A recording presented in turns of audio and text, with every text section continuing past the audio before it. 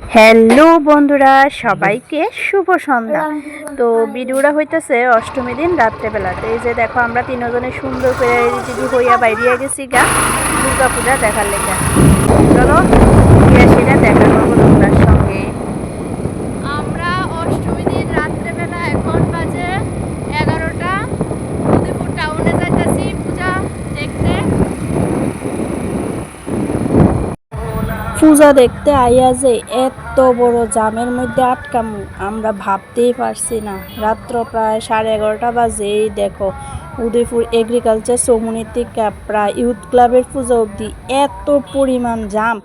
আমরা প্রায় এইটুকু 1-1.5 মিনিটের রাস্তাটা পার হইতে পাক্কা আধা ঘন্টা সময় লাগছে। এত পরিমাণ ভিড়, তার উপর তো গুড়া গুড়া বৃষ্টি পড়তেই আসিল।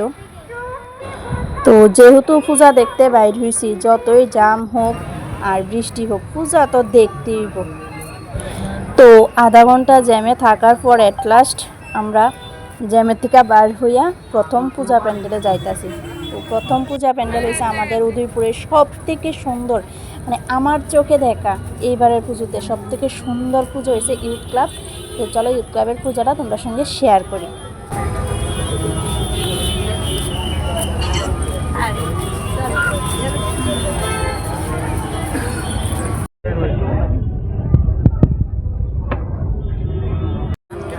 ভিড়ের থেকে ঠেলাঠেলির থেকে বাঁচানো লেগে রাত্র 11টার সময় পূজাত বাড়িছিলাম, কিন্তু কেডা জানে এত রাত্রেবেলাও যে এত পরিমাণ মানুষ হইব ভাবতেই পারছি না।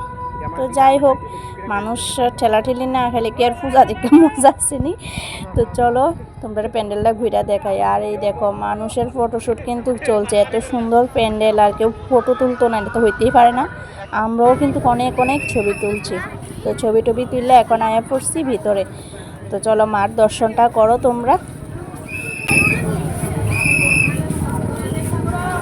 তো আমরা প্রথম প্যান্ডেলের পূজা দেখা কমপ্লিট হয়ে গেছে। এখন আয়া পড়ছি আমরা উদয়পুরের দ্বিতীয় প্যান্ডেলের পূজা দেখতে। এটা হচ্ছে অরুণাচল সংঘের পূজা।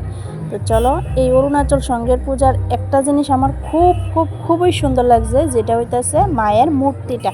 আমার কাছে এতটা পরিমাণ সুন্দর লাগছে যে কি কমু, কোনো ভাষা নাই আমার কাছে। খুবই সুন্দর লাগছে মায়ের মূর্তিটা। এই পূজার মাধ্যমে আমরা সমাজকে জানাতে চাই না নারী নির্যাতন, নারী আর এই পূজাটা হইতেছে আমাদের অষ্টমীর রাতে তৃতীয় প্যান্ডেল ঘোরা, মানে এসি মিলন সংঘের পূজা। তো চলো পূজাটা দেখি। প্যান্ডেলটা তো খুবই সুন্দর করছে, আর মায়ের মূর্তিটাও কিন্তু বেশ দারুণ সুন্দর।